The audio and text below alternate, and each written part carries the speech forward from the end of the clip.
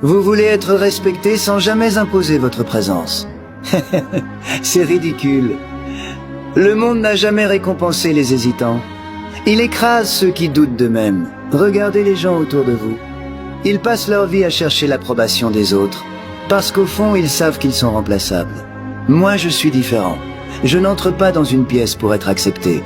J'entre pour rappeler qui domine. La confiance n'est pas un talent.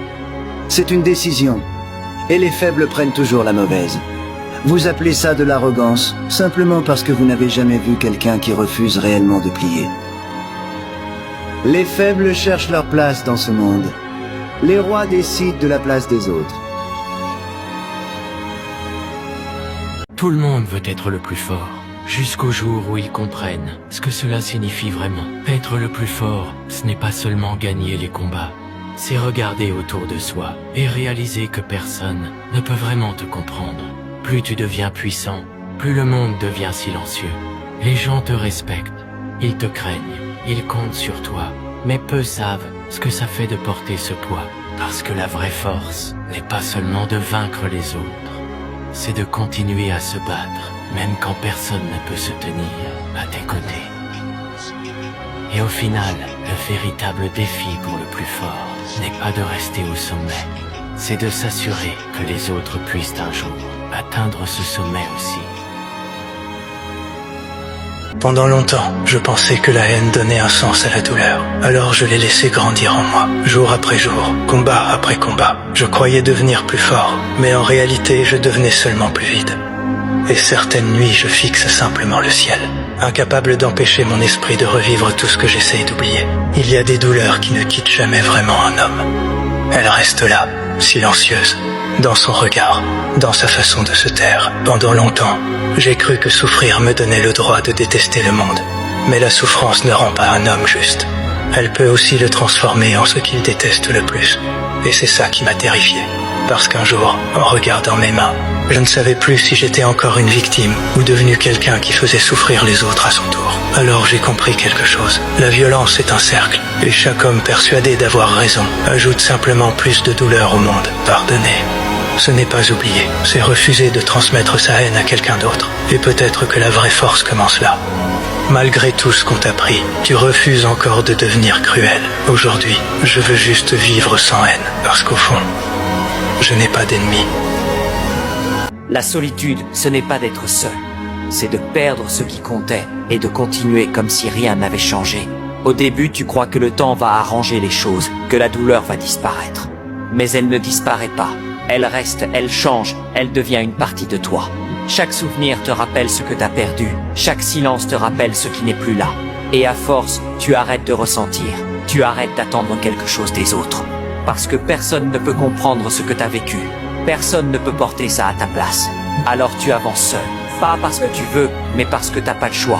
Tu te fixes un objectif, quelque chose qui te pousse à continuer. Même si ça te détruit. Même si ça t'éloigne de tout. Parce qu'au final, c'est tout ce qu'il te reste. Une raison d'avancer. Tu fermes ton cœur. Tu coupes les liens. Tu fais ce qu'il faut. Peu importe ce que les autres pensent. Peu importe ce que tu deviens. Parce que la douleur ne disparaît jamais. Elle te guide. Et tant qu'elle est là, tu continues d'avancer. L'avenir, ce mot que les hommes utilisent pour cacher leur peur. Ils disent qu'un homme naît pour échouer, qu'il doit rester à sa place.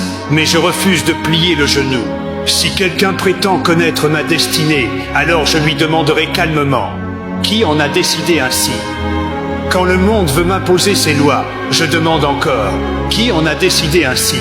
Et lorsque même le ciel semble vouloir tracer ma route à ma place, je lève les yeux et je rugis. Qui en a décidé ainsi?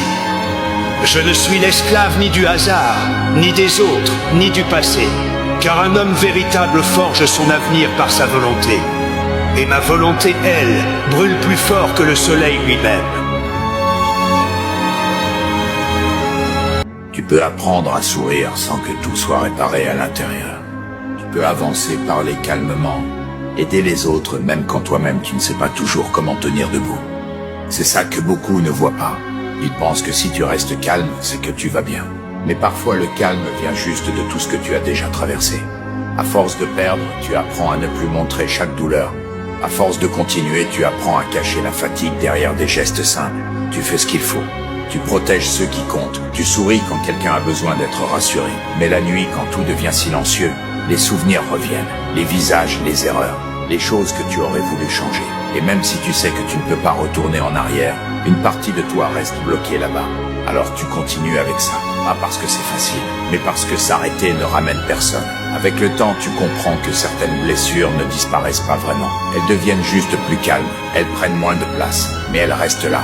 Et peut-être que devenir fort, ce n'est pas oublier ce qui t'a brisé. Ce n'est pas faire comme si rien ne s'était passé. C'est apprendre à marcher avec ce poids sans le donner aux autres. C'est continuer à protéger, même quand toi aussi tu aurais voulu être protégé.